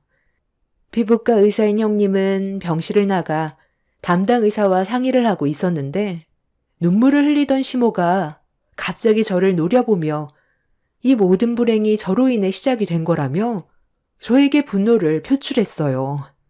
남편은 왜 또 그러냐면서 스트레스 안 받는 게 건강을 회복하는 거라고 했지만 시모는 남편의 말을 차단했습니다. 내 건강이 안 좋아진 건 전부 다 네 탓이다. 그동안 얼마나 속을 썩였으면 건강했던 나한테 췌장암이 생겼겠어. 결혼기념일 때도 네가 난리만 치지 않았다면 스트레스 받을 일도 없었을 거라고. 너 때문에 내 아들과도 연락 끊고 지낸 시간이 6개월이다. 서로 웃으면서 살아도 모자랄 시간을 너 때문에 분열이 생겨서 내 아들과의 관계까지 금이 갔잖아. 나는 절대로 세상을 떠날 수 없다. 무조건 췌장암을 이겨내고 태어날 거니까 그때까지 내 앞에 절대로 나타나지 마라. 어머님, 일단 내일부터 항암 치료 들어간다고 했어요. 췌장에 있는 암의 크기를 어느 정도 줄이고 그리고 난 다음에 수술을 진행하게 될 것 같아요. 문제는 다른 곳에 이미 암세포가 전이가 되어버려서 어머님 의지가 가장 중요하다고 했어요. 상당히 긴 시간 싸움이 될 수도 있다고 하니까 어머님도 꼭 암을 이겨내겠다는 의지를 가지고 치료 받으셔야 돼요. 그리고 암 치료 과정에서 스트레스가 제일 안 좋다고 했으니까 동서는 당분간 병원에 오지 않는 게 좋겠어. 동서 때문에 어머님 건강에 문제가 생기면 안 되잖아. 가뜩이나 좋은 관계도 아닌데 와서 얼굴 붉힐 필요 없잖아. 그래, 너는 그냥 내가 태어날 때까지 절대로 그림자도 비추지 마라. 나는 우리 큰며느리만 있으면 되니까 다시는 병원 근처에도 얼씬거리지 말거라. 시모는 별것도 없는 집안 꼴도 보기 싫다며 당장 나가라고 소리를 질렀고, 저는 그런 시모의 모습에 너무 억울해서 불만을 털어놓으려 했지만 환자인 시모에게 입 아프게 설명을 해봤자 달라지는 것도 없을 것 같아 그냥 병실을 나왔어요. 형님은 피부과 의사라 시모에게 많은 도움을 주지만 저는 일반 회사원에 집안도 평범해서 얻을 게 없다고 생각했는지 항상 불만만 가득했었습니다. 저도 잘하고 싶었고 시모에게 사랑받는 며느리가 되고 싶어 최선을 다했었는데 돌아오는 건 항상 욕밖에 없어서 너무 힘이 빠졌어요. 제 뒤를 따라온 남편은 시모가 췌장암 때문에 두려워서 그런 거라고 시간이 지나면 괜찮아질 거라는 말로 저를 위로해 주려 했지만 5년간 저를 함부로 대했던 시모가 더하면 더했지 달라지는 건 없을 것 같아 차라리 잘 됐다 싶었어요. 제가 신경 쓰지 않아도 되니까 오히려 속이 편했습니다. 저 또한 시모 얼굴 보려고 억지로 병원에 오는 거 내키지 않았기 때문에 잘못되시기 전까진 병원에 오지 않으려 했는데 형님이 병실 문을 열고 나왔어요. 집으로 돌아가려는 저를 붙잡더니 남편에게 저와 따로 진지하게 대화 좀 하겠다면서 조용한 곳으로 데려갔습니다. 어머님이 오지 말라고 했다고. 정말 안 오려는 건 아니지? 나 혼자 어머님 감당할 수 없는 거 알잖아. 내가 지금 얼마나 바쁜 시기인데 어머님 수발까지 들면서 생활을 할 수가 있겠어? 어머님이 지금 저러시는 거 췌장암 때문에 충격받아서 그런 거니까 신경 쓰지 말고 병원에 와서 동서가 어머님 병간호 해드려. 아까 봤잖아요. 병실에 있던 물건들 전부 저한테 집어 던지려는 거 못 봤어요? 아버님 아니었으면 진작에 어머님이 던진 물건 맞았을 뻔했다고요. 그래서 어머님 장례 치르기 전까지 오지 않겠다는 거야? 내가 아까 담당 의사와 진지하게 대화를 해봤는데 어머님이 버틸 수준이 아니라고 그랬어. 연세도 있으신데 이미 온몸에 암세포가 퍼져 있어서 전부 다 제거하기도 힘들고 췌장에 달려있는 암덩어리도 상당히 큰 편이라 지금 저래 보여도 1년 넘기기 힘들 것 같다고 했는데 그 전까지 나만 수반 들 순 없잖아. 간병인 두는 것도 어느 정도지. 하루가 다르게 어머님 기력은 계속 빠지게 될 거야. 오래 버티진 못할 거란 말이지. 그러니 걱정 안 해도 돼. 동서가 옆에서 챙겨줘야 나도 내 할 일을 할 수 있을 거 아니야. 퇴근하고 바로 오면 되는 거잖아. 나는 거리도 멀어서 퇴근하고 병원에 오기까지 차도 많이 막힌다니까. 글쎄요. 어머님이 제가 보고 싶으면 부르시겠죠. 싫다는데 억지로 오고 싶지도 않아요. 형님만 있으면 된다고 했으니까 형님만 옆에 있어 주세요. 동서, 나랑 관계 회복할 생각 전혀 없는 거야? 이번 일로 서로 좋은 관계 만들어갈 수도 있는 건데 동서는 왜 계속 안 좋은 길로만 가려는 건데? 저에게 이런 부탁하기 전에 형님이 먼저 해야 될 일이 있지 않아요? 그동안 있었던 일에 대해서 기억 안 나세요? 저는 아직도 마음의 상처가 그대로 남아 있는데요. 이제 와서 이러는 거 정말 속보여요. 어차피 저는 노력해봤자 달라지는 것도 없으니까 이대로 편하게 살려고요. 형님 말대로 저는 돌머리라 복잡한 건 모르겠고 단순하게 살려고요. 형님과도 딱히 관계 유지하고 싶지도 않고요. 할 말 다 했으면 이제 어머님한테 가보세요. 저는 오늘 우리 가족끼리 레스토랑에 가려고 예약까지 잡아놔서요. 그냥 앞으로 연락 안 했으면 좋겠네요. 먼저 등을 돌려버린 저를 보고 인상 쓰던 형님은 후회할 짓 하는 거라면서 온몸을 부들부들 떨었어요. 더는 제가 노력할 필요도 없고 시모 옆에서 내키지도 않는 간호해봤자 달라지는 것도 없는데 굳이 먼저 나서서 하고 싶지 않았어요. 그렇게 남편과 함께 병원을 나왔고 며칠 뒤 형님이 저에게 전화를 걸었지만 받지도 않았습니다. 전화 받아봤자 병원에 가서 시모 병수발 들라는 말밖에 안 할 것 같아 아예 무시를 해버렸어요. 초반에는 형님에게 전화가 자주 왔었는데 시간이 지나면서부터 점점 전화가 뜸해지더니 더 이상 연락을 하지 않았습니다. 그리고 또다시 몇 달의 시간이 흘렀는데 시부가 남편한테 문자 한 통을 남겼어요. 시모의 건강이 심각하게 악화가 돼서 더 이상의 치료는 불가능할 것 같아 퇴원을 해야 될 것 같다며 공기 좋은 곳에서 요양을 해야 될 것 같아 이사를 결정했다는 문자 한 통을 받게 되었습니다. 남편은 그 문자를 확인한 뒤 시부에게 전화를 걸었어요. 그리고 한참 동안 대화를 주고받더니 이사를 할 시댁에 잠깐 들리겠다는 말을 꺼냈습니다. 시부는 시모에게 주어진 시간이 많지 않다는 걸 말해주면서 아무리 서로의 관계가 좋지 않더라도 얼굴 한 번은 봐야 하지 않겠냐는 말에 결국 저희 부부는 이사를 하게 된 시댁을 찾아가게 되었습니다. 그렇게 주말에 모두가 한자리에 모여 얼굴을 마주했지만 분위기는 좋지 않았어요. 시모는 대화할 기력도 없어 보였는데 등을 돌린 채 아무 말도 하지 않고 있었습니다. 형님은 몇 달 만에 보는 제 얼굴을 보자마자 얼굴을 붉혔고 저를 뚫어지게 쳐다보는 시선을 회피했어요. 그냥 상대를 하고 싶지가 않았습니다.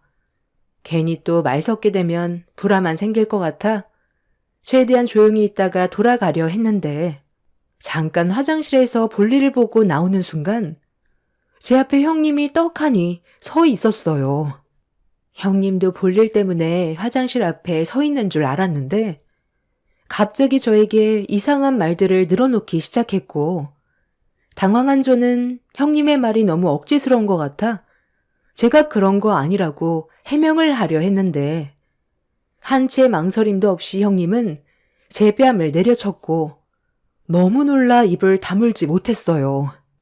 아까 이사한 시댁 집안을 구경하다가 옷방에도 잠깐 들어간 적이 있었는데 그때 눈앞에 보였던 의류 관리기가 있었어요.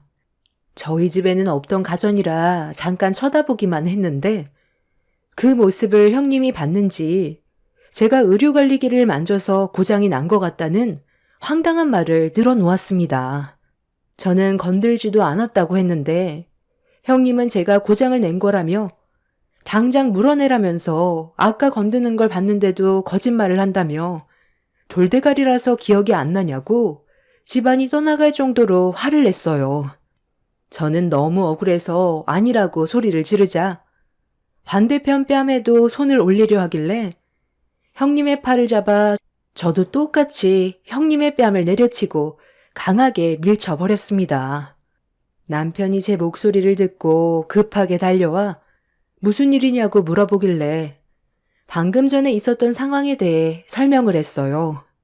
그런데 제가 형님한테 등을 보인 사이 뒤에서 제 머리채를 잡았고 저도 참을 만큼 참았던 상황이라 형님의 머리채를 잡아 넘어뜨렸습니다. 형님과 격한 몸싸움이 시작되자 남편과 아주버님은 저와 형님을 떨어뜨려 놓기 위해 안간힘을 쓰면서 겨우 중재를 시켰어요.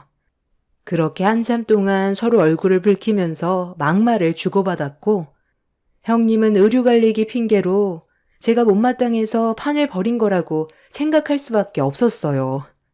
형님이 의류관리기를 시댁집들이 선물로 드린 거였는데 본인 집에서 사용하지 않는다고 용달차를 불러 집에 있던 걸 옮겨놓은 거라는 말을 들었었어요.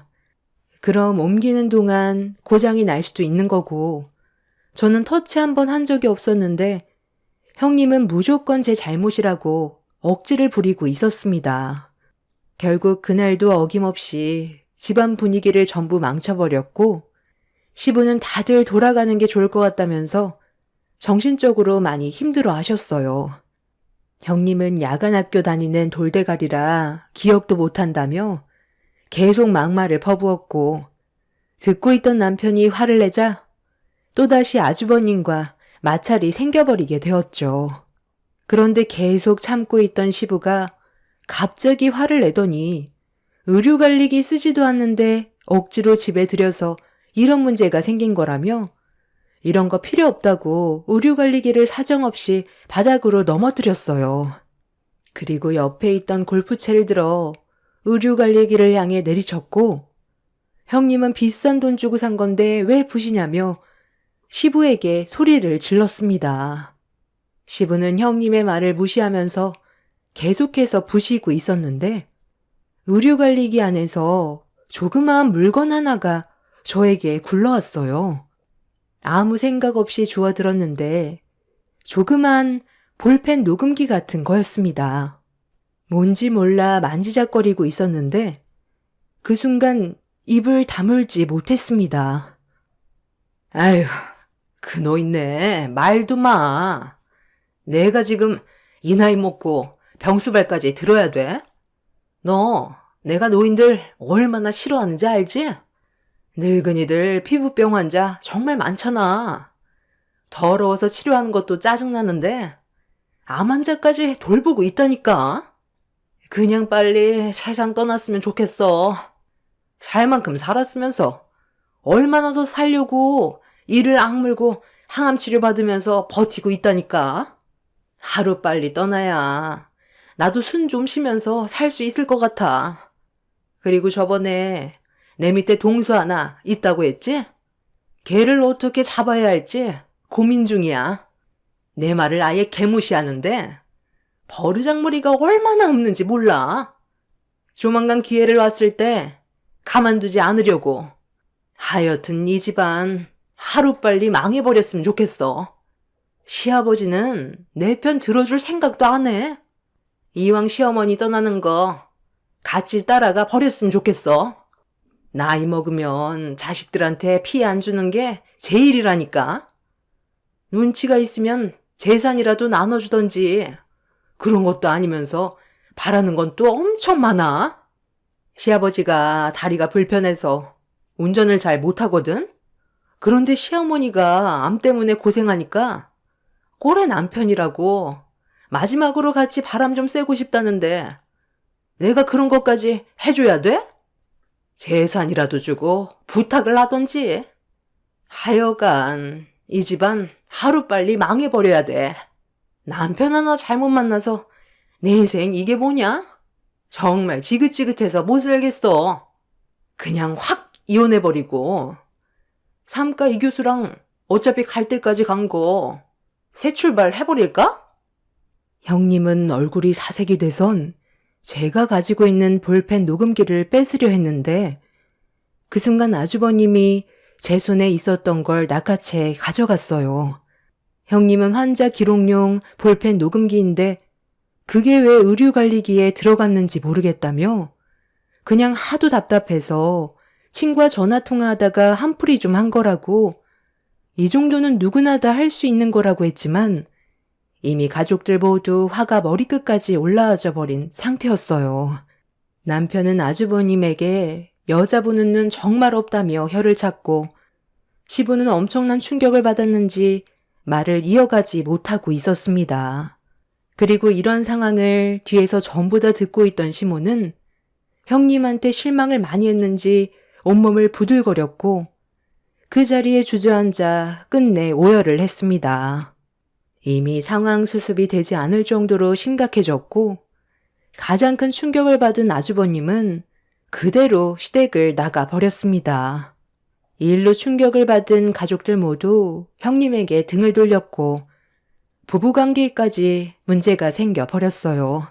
저는 그날 이후 형님을 상대로 제가 받은 신체적인 피해와 정신적인 피해에 대해 손해배상 소송을 걸었는데 시부가 형님은 더 이상 가족으로 생각하지 않았는지 제가 형님에게 받은 피해를 좀 더 제대로 보상받을 수 있게 해주려고 손해배상 전문 변호팀을 꾸려줬어요.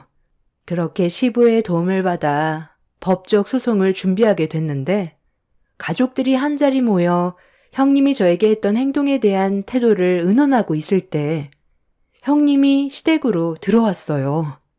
가족들 모두 형님을 더 이상 상대하고 싶지 않아 무시를 했는데 또다시 초인종이 울렸습니다.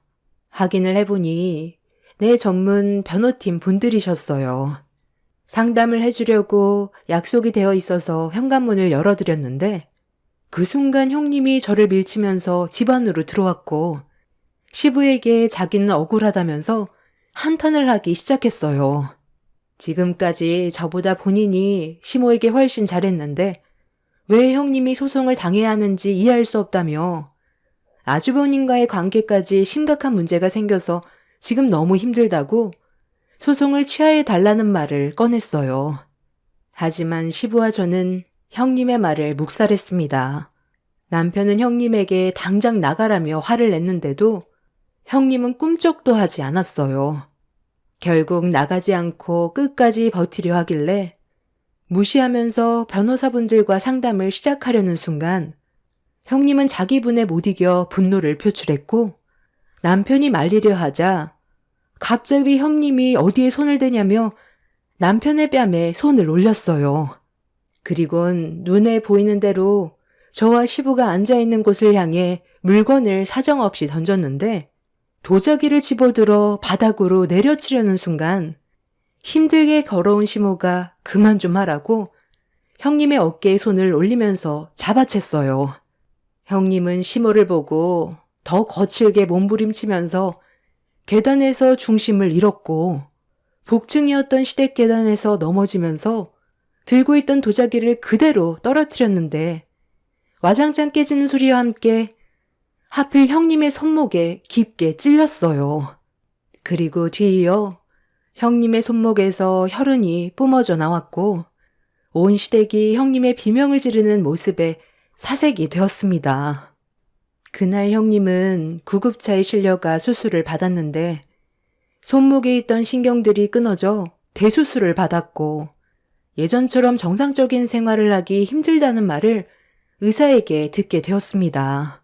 형님은 오른손의 신경이 재활을 해도 예전처럼 회복이 되지 않아 피부과 의사로서 레이저 시술이나 제모 등 손으로 하는 미세한 작업이 힘들어져 더 이상의 의사 생활이 힘들 것 같다는 절망스러운 말을 듣게 되었네요.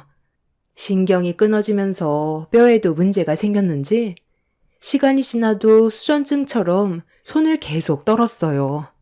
그 모습을 보는데 그 잘난 머리로 참 미련하다는 생각이 들더군요. 자기 성질에 못 이겨 결국 본인이 피해를 보게 되었으니까요. 그리고 현재 시모는 아마 이번 달을 넘기기는 힘들 것 같아요. 마지막 때가 되고 나서야 과거에 저에게 했던 행동들에 대해 용서를 구했습니다. 갈 날 얼마 남지 않은 사람에게 안 좋은 말 해봤자 뭐 하겠어요. 그냥 남편을 생각해서 기본적인 도리만 하고 있습니다. 그리고 뒤늦게 한 사실인데 형님이 병원에 입원했을 때 아주버님이 찾아왔었는데 형님이 아주버님 몰래 만나던 이 교수란 사람이 병문안 왔다가 딱 걸렸다는 말을 들었습니다. 그래서 이 문제로도 소송 준비에 들어갔다고 하네요. 처음부터 끝까지 문제인 형님은 당해도 싼 것 같아요. 의사생활 못하고 이혼당해도 아마 정신 못 차릴 것 같습니다. 본인의 행실이 똑바르지 못하면 결국 그 피해가 고스란히 자신에게 되돌아온다는 걸 이번 일을 통해 확실하게 배웠네요. 제 사연 들어주신 분들 감사합니다. 안녕하세요. 저는 40대 후반 여자입니다. 사연을 신청하기 위해 글을 쓰는 지금도 제가 겪게 된 일들이 도저히 믿기지가 않아 온몸에 소름이 돋고 있을 만큼 큰 충격에 빠진 상태입니다. 7년 전 어느 날 저희 집안에 갑자기 닥친 불행은 엄마의 교통사고로부터 시작이 되었어요. 횡단보도를 건너가시다가 신호 위반을 하는 차량과 부딪히는 사고가 엄마의 몸에 큰 문제를 일으키게 되었었죠. 척추신경계에 손상이 왔는지 전신불수 판정을 받게 되었고 저희 가족이 받는 정신적인 고통은 상당히 크게 다가왔었죠. 회복하기가 힘들 것 같다는 의사의 진단은 조금의 기적도 바랄 수가 없을 만큼 절망을 안겨주었어요. 엄마의 옆을 지켜주시던 아빠는 잠 한숨 못 주무시면서 그래도 분명 좋아질 수 있을 거라며 매일같이 온몸을 주물러 주었고 2년의 병원 생활을 끝으로 태어난 엄마는 집에서 아빠의 보살핌을 받으셨어요.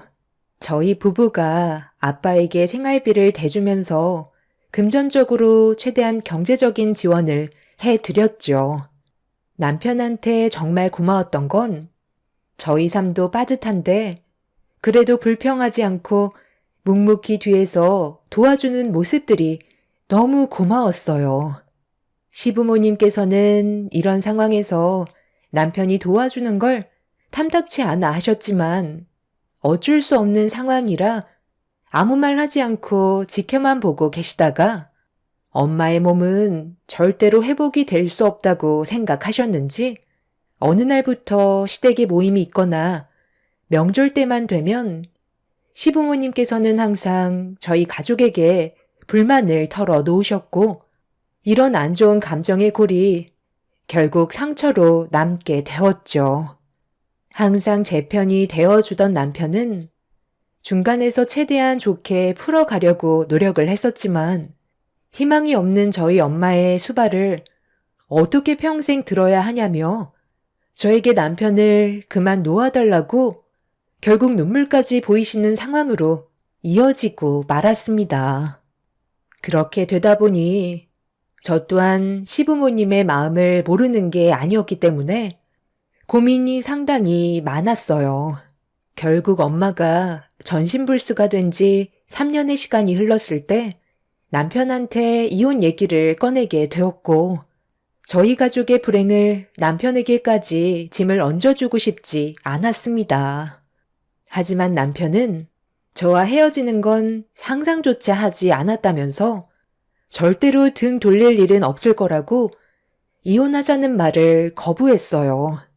남편이 이혼할 생각이 없다는 걸 시모도 알게 되자 결국 참아왔던 불만이 터져버리게 되었고 저희 집에까지 찾아오셔서 다짜고짜 제 머리채를 잡으셨습니다.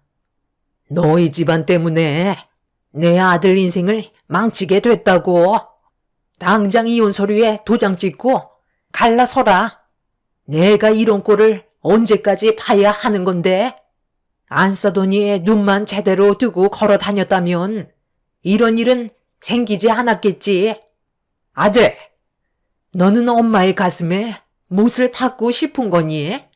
오늘은 어떻게든 해결하려고 온 거니까 대충 넘어갈 생각하지 말아라. 내 아들 인생 구하려고 오늘 작정하고 왔는데 이대로 돌아가면 또다시 너희 집안 때문에 내가 스트레스를 받아야 되잖아. 엄마, 일단 진정하시고 그 손부터 놓으세요. 이 사람 머리채 잡는다고 달라지는 건 아무것도 없다니까요. 오히려 상황만 더 악화시킬 뿐이라고요. 우리가 하루 이틀 지켜본 것도 아니고 벌써 3년이나 지났다.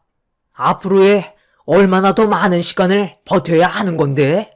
너 정말 이런 식으로 평생 살아갈 거니? 아버님, 어머님, 정말 너무하세요.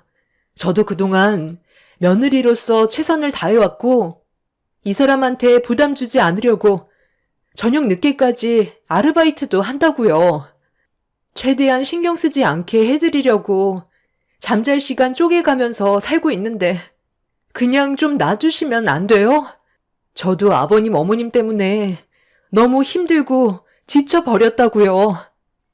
그니까 그만 갈라서라는 말을 하는 거잖냐. 너희들이 얼마나 버틸 수 있을 것 같은데? 내가 대충 알아보니까 전신불수가 회복될 수 있는 가능성은 아예 제로에 가깝다더라. 그냥 평생 누워서만 살아야 되고 날이 가면 갈수록 병원비는 더 많이 깨질 텐데 그걸 내 아들이 감당해야만 한다는 게 나는 너무 화가 난다고. 나까지 쓰러지는 꼴 보고 싶지 않으면 당장 내 눈앞에서 도장 찍고 내일 바로 법원으로 찾아가라.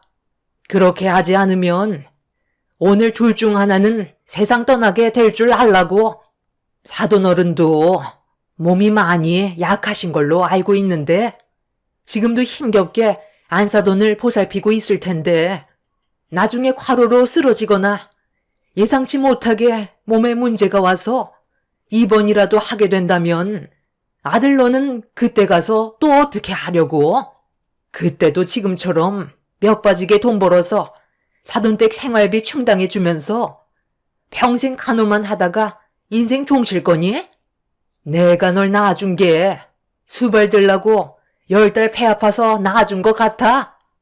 일이 더 심각해지기 전에 서둘러서 발 빼고 각자 살 길 알아서 찾도록 해라. 너희 부모 일을 내 아들이 짊어지게 할 수 없으니까 마지막으로 경고할 때 좋게 해결하는 게 더 큰 피해를 막는 길이다. 시모는 무서울 정도로 얼굴을 붉히시며 저를 압박하셨어요. 남편은 이런 상황들을 서둘러 진정시키려고 시부모님과 따로 대화 좀 하고 오겠다면서 두 분을 모시고 밖으로 나갔습니다. 폭풍이 휘몰아치고 간 자리에는 시모가 집어던진 물건들과 헝클어진 제 머리만 보였어요. 앞으로 어떻게 살아가야 할지 몰라 너무 괴로웠던 나머지 결국 만신창이가 되어버린 몸이 전신 거울에 비친 모습을 본 저는 눈물을 쏟아내고 말았습니다. 그렇게 한참의 시간 동안 들어오지 않았던 남편은 늦은 새벽이 되어서야 집으로 들어왔어요. 녹초가 된 모습으로 힘겨워하던 남편은 곧장 침대에 누워 깊은 잠에 빠져버렸고 혼자서 모든 걸 애쓰고 있는 모습을 지켜보고 있는 저도 마음이 너무 안 좋았어요. 저는 그날 잠 한숨 못 자고 많은 생각에 빠져 있었죠. 그리고 제가 선택한 건 남편과의 이혼을 결정하는 거였고 아침 일찍 출근을 하려는 남편을 불러 서류 봉투를 건네 주었습니다. 저는 이게 옳은 결정인 것 같아 남편을 그만 놓아주려고 했었는데 제 앞에서 이혼 서류를 찢은 남편은 전날에 있었던 일들에 대해 설명을 해주었고 전혀 상상하지 못했던 말이 튀어나와 입을 다물지 못했어요. 남편은 시부모님께 저희 부부가 앞으로 살아가는데 더는 방해하지 않겠다는 확답을 받게 된 거였죠. 남편이 전날에 시부모님과 한참 동안 진지하게 대화를 나눴고 최대한 좋은 방향으로 나아갈 수 있게 설득을 시킨 끝에 시부모님께서는 그런 남편의 진심을 알게 되셨는지 저희 부부의 문제를 더 이상 입 밖으로 꺼내지 않으셨어요. 시부모님과의 관계가 좋아지지는 않았지만 그래도 저희 부부가 열심히 살겠다는 걸 받아주셨다는 거에 감사했었고 그렇게 앞만 보며 정신없는 날들을 보내다 보니 어느새 엄마가 전신불수가 된 지 7년이라는 시간이 흘러버렸습니다. 그렇게 평소와 다를 것 없는 똑같은 생활을 유지하고 있던 어느 날 퇴근하자마자 집이 아닌 부모님의 집으로 향하게 됐는데 그날이 부모님의 결혼 기념일이었어요. 그래서 부모님께 드릴 선물을 가지고 깜짝 방문을 했었죠. 보통 때라면 먼저 연락을 드리고 현관문 비밀번호를 누른 다음 들어갔었지만 그날은 택배가 온 것 마냥 초인종을 눌렀고 집안에 계신 아빠가 누구시냐고 물어보시길래 택배가 왔다면서 사인을 해달라고 문 좀 열어달라고 말씀드리자 아빠가 문을 열어주셨어요. 그리고 제가 웃으면서 아빠 앞에 나타나는 순간 갑자기 문을 쾅 하고 닫아 버리셨습니다. 많이 당황하셨는지 아빠의 얼굴은 상당히 놀라신 듯한 얼굴 표정이셨어요. 저는 웃으면서 현관문 비밀번호를 누르고 들어가려는데 안쪽에서 걸쇠로 문을 걸어 잡으셨고 아빠의 행동에 당황한 저는 많이 놀라신 듯한 아빠에게 결혼기념일 선물을 가지고 왔다며 문을 열어달라고 부탁을 드렸지만 아빠는 잠깐만 기다리라는 말 한마디 던지시곤 바로 문을 열어주지 않으셨어요. 그렇게 한참 동안 문 앞에 기다리고 있다가 아빠가 거친 숨을 고르시면서 현관문을 열어주셨고 온몸에는 땀으로 맺혀 있길래 왜 문을 빨리 안 열어줬냐고 여쭤봤어요. 아빠는 집안이 엉망인 모습을 저에게 보여주고 싶지 않았다며 대충 정리를 하셨다며 저를 거실에 앉혔습니다. 저는 자연스럽게 대화를 이어나갔죠. 엄마는 요즘 어때요? 아직까지도 예전과는 다를 게 없죠? 하루빨리 몸이 괜찮아져야 할 텐데 병원에서는 전혀 가망이 없어 보인다고 하셨죠? 이제 병원도 가지 않을 생각이다. 오히려 병원에 가면 희망마저 빼앗기고 오는 기분이라 나도 더 지치게 되는 것 같더라고. 그래서 약만 타서 먹이려고. 그리고 다음부터는 이런 장난 안 쳤으면 좋겠다. 내가 너희 엄마 살피고 있는데 갑자기 연락 없이 나타나면 하던 일을 중단해야 되고 나가야 하니까 많이 곤란하네. 너희 엄마가 지금 자고 있어서 잠깐 얼굴만 보고 나오는 건 괜찮긴 한데 요즘 들어 몸이 더 안 좋아졌는지 잠을 잘 못 자서 겨우 깊은 잠에 빠졌거든. 웬만하면 안 들어가는 게 좋을 것 같기는 한데 네가 보고 싶다면 살짝만 보고 오던지. 그리고 이제 매번 안 찾아와도 된다. 너도 생활이 있고 애들도 돌봐야지. 김서방도 챙겨야 하는데 사부인한테 또 안 좋은 말 듣기라도 하면 어쩌니? 여긴 아빠가 있으니까 걱정하지 말고 더 늦기 전에 이만 들어가 봐라. 그래도 우리 딸이 아빠 엄마 결혼기념일 잊지 않고 챙겨줘서 정말 고맙다. 나중에 시간을 다시 잡든지 하자. 너희 엄마도 네가 제일 걱정이라고 하더구나. 엄마는 전신을 움직이지는 못하셔도 얼굴의 감각은 살아있으셔서 대화를 주고받는 데는 크게 어려움이 없었어요. 만약 얼굴에까지 이상이 생겼었다면 더 많이 힘들었었겠죠. 아빠가 오랜 시간 버틸 수 있으셨던 것도 엄마와 대화가 되기 때문에 힘드셔도 이겨내실 수 있으셨습니다. 그렇게 저는 엄마가 잠에서 깨지 않게 하기 위해 볼일만 끝내고 서둘러 집으로 돌아갔어요.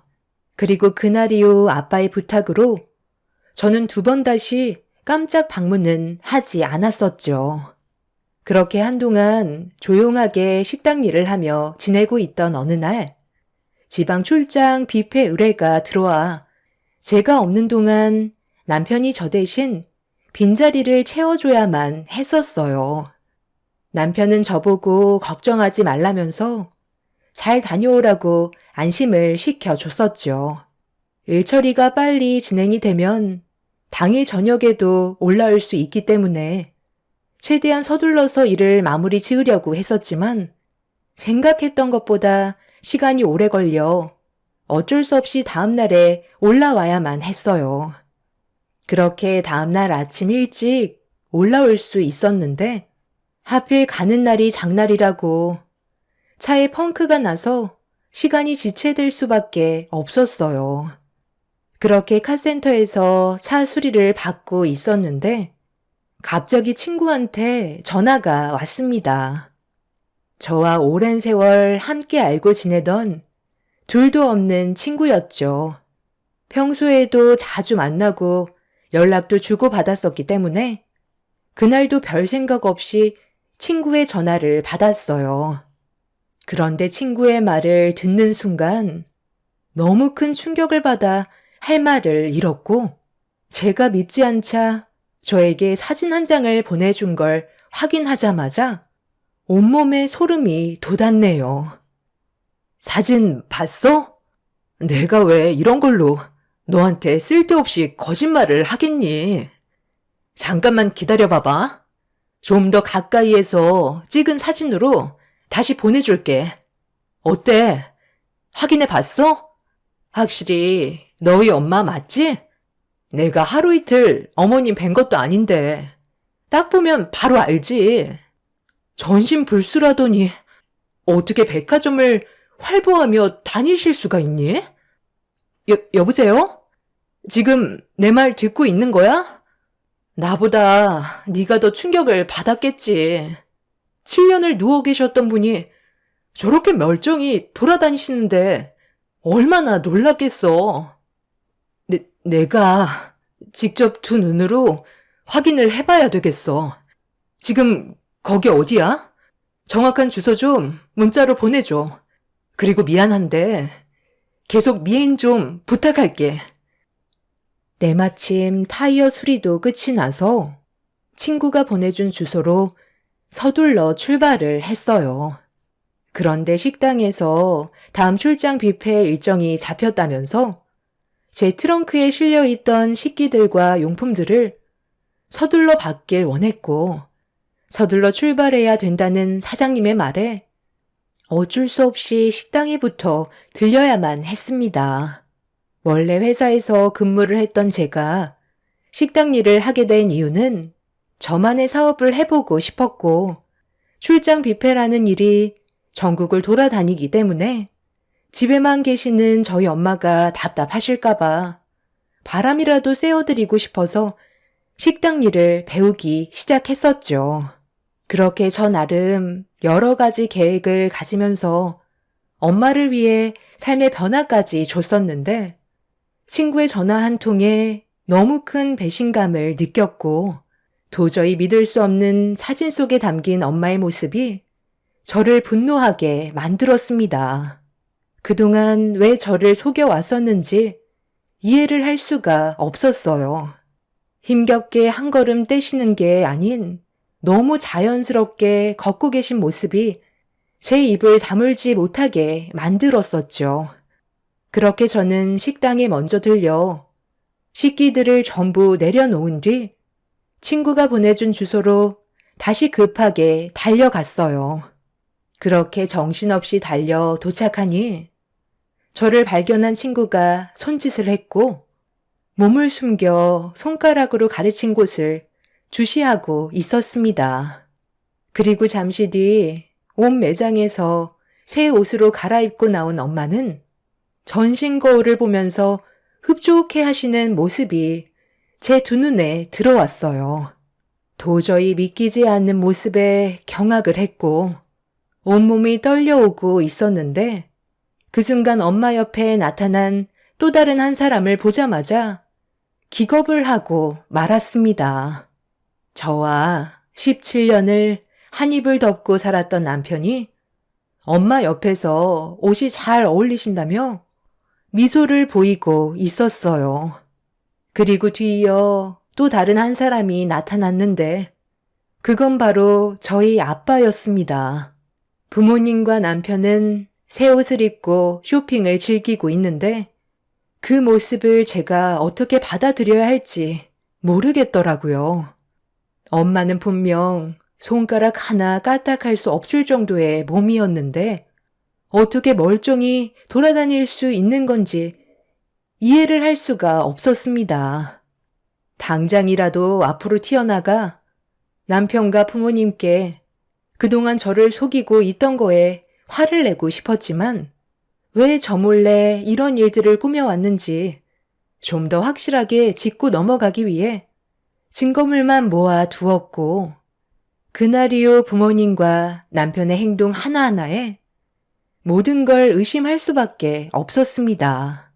저는 평소 때처럼 한결같은 모습으로 연기를 하면서 결정적인 진실이 나올 때까지 기다리고 있었는데 멀리에서만 지켜보는 건 한계가 있는 것 같아 아이들을 데리고 남편과 함께 주말에 친정집으로 향했어요. 그리고 부모님 집에서 주말을 보내면서 좀 더 정확한 무언가를 두 눈으로 확인하기 위해 계획을 세웠고 남편과 아빠는 자주 얼굴 보는데 제가 힘들까봐 그렇게 하지 않아도 된다며 거부했었지만 강하게 밀어붙여 친정집에서 하룻밤을 자게 되었죠. 엄마는 평소와 다를 것 없이 누워 계신 상태로 저를 반겨주셨어요. 그런 엄마를 유심히 바라보던 저는 화가 치밀었지만 최대한 감정을 억누르면서 평소와 똑같이 행동하며 온 신경을 남편과 부모님한테 향했었죠. 그렇게 묵묵히 때를 기다리고 있자 늦은 새벽에 제 옆에서 잠을 자고 있던 남편이 몸을 일으켜 조심스럽게 방문을 열고 거실로 나갔어요. 저는 그때를 놓치지 않기 위해 방문을 살짝 열고 문틈으로 남편을 유심히 바라보고 있었습니다. 잠시 뒤 남편은 부모님의 방문을 두드렸는데 기다렸다는 듯이 방문이 바로 열리는 순간 남편이 방 안으로 조용히 들어갔어요. 저도 서둘러 부모님 방문 쪽으로 걸음을 옮겨 안에서 나누는 대화를 듣기 위해 귀를 기울였고 먼저 입을 열은 남편의 한마디에 그동안의 모든 진실을 알 수 있었습니다. 남편과 부모님이 저를 속여왔다는 거에 너무 큰 실망을 하게 되었고 그동안 저 혼자 쓸데없는 짓을 했다는 거에 결국 눈물을 흘리고 말았습니다. 장모님, 요즘 너무 돌아다니신 것 같은데 자제 좀 부탁드릴게요. 보는 눈이 많기 때문에 조심해서 나쁠 거 없잖아요. 이러다 걸리면 남은 3년 동안 보험료 못 타 먹는다니까요. 장모님 하고 싶으신 거 3년 뒤에 하세요. 그때 기적처럼 몸이 조금씩 움직이는 것 같다고 천천히 상황을 좋게 만들면서 모두를 속이면 되는 거니까 지금은 웬만하면 집에 계시는 게 좋을 것 같아요. 제 말을 지금까지 따라주셨으니 7년간 보험금 혜택을 받으실 수 있으셨던 거예요. 얼마 안 남았어요. 그리고 요즘 들어 저 사람 행동이 좀 의심스러워요. 뭔가 눈치를 챈 것 같은데 아직까지 그렇다 할 액션을 주지 않아서 상황을 지켜만 보고 있거든요.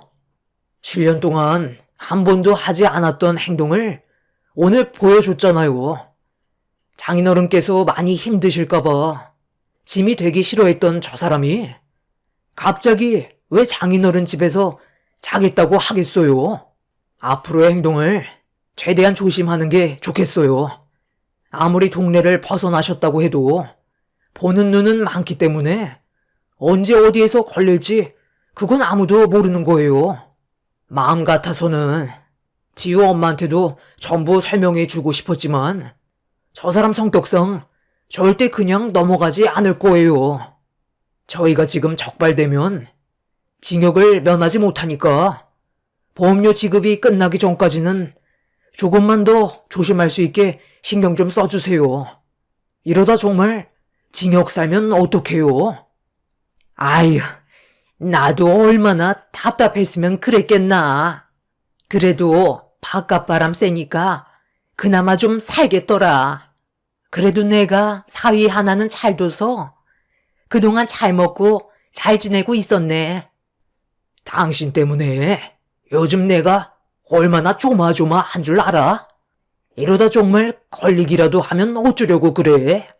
저번에도 우리 결혼기념일이라고 했을 때 갑자기 찾아와서 얼마나 놀랐는지 알아? 내가 그래서 뭐라고 그랬어? 그날 조심하는 게 좋을 것 같다고 했잖아. 만약 그때 방에 들어가기라도 했으면 어쩔 뻔했어? 생각도 하기 싫은 순간이었다고. 왜 사람들이 범행을 저지르고 결국 잡히는지 알아? 쓸데없는 행동을 너무 많이 해서 그러는 거야. 당신 마음 이해하겠는데 웬만하면 3년간 집에서 조용히 지내야 돼. 사위 말 들어서 나쁠 것 없다고. 보험 설계사 말을 믿어야지. 우리가 살아갈 수 있는 거라고. 누가 보면 내가 처음부터 거짓말 한 걸로 알겠어. 당신도 내 몸 전체가 움직이지 않았던 거 두 눈으로 봤었잖아. 그때 의사가 뭐라고 그랬어? 나는 가망이 없다고 했었는데 정말 기적적으로 온몸의 신경이 살아나기 시작했던 거잖아. 그때 내가 얼마나 힘들었는지 알아? 이건 나에 대한 보상인 거라고. 장모님 마음 충분히 이해해요. 그래서 저도 최대한 많은 혜택 받으실 수 있게 노력하고 있는 거고요. 그러니 조금만 참고 기다려주세요. 그런데 3년 뒤에 우린 어떻게 되는 거야? 그동안 써왔던 게 있는데 갑자기 보험료가 끊기면 적응이 안 돼서 많이 힘들지도 모르잖아. 다른 방법 없는 거야? 있기는 한데 이건 두 분의 허락이 좀 필요해서요. 그동안 저도 정말 고민을 많이 했었거든요. 제가 그 사람 몰래 생명보험에 가입을 해놓긴 했지만 이건 어디까지나 만약을 위해서 가입을 해놓은 거기 때문에 제가 일부러 지우 엄마를 세상 떠나게 하려고 가입한 건 아니라는 걸 알아주셨으면 좋겠어요. 생명보험? 얼마나 가입이 되어 있는 건데? 솔직히 매달 보험료 찔끔찔끔 받는 거 마음에 안 들었었는데 생명보험은 일시불로 당겨받을 수 있는 거잖아. 그래서 당신은 지금 우리 딸을 사고사로 위장하자는 거야? 쓸데없는 생각하지 말고 집에나 박혀 있어. 3년이나 타먹을 수 있는 걸 감사하게 생각하라고. 그렇죠. 아직 3년이나 남았으니까 그동안 생각할 시간은 많아요. 말 그대로 보험일 뿐이잖아요. 사람 일은 앞으로 어떻게 될지 아무도 모르니까요. 남편과 부모님의 말에 경악을 한 저는 그 자리에 주저앉았고 핸드폰에 녹음된 파일을 들고 서둘러 방으로 들어왔어요. 엄마는 제가 방 안에서 자고 있는 줄 알고 더욱더 대범하게 행동을 하면서 거실을 활보하고 있었습니다. 남편과 부모님은 제가 보험료를 타먹으려는 잘못된 행동을 보게 된다면 그냥 넘어가지 않을 성격이라는 걸 잘 알고 있었는지 저한테는 비밀로 하고 있었죠. 그리고 예전에 시부모님께서 저희 집에 찾아오셔서 저와 남편을 이혼시키려 했다가 더 이상 말리지 않았던 것도 부모님한테 보험료가 나오고 있다는 걸 알려드리면서 어느 정도 일부를 시부모님께도 드리고 있었다는 것도 들을 수 있었습니다.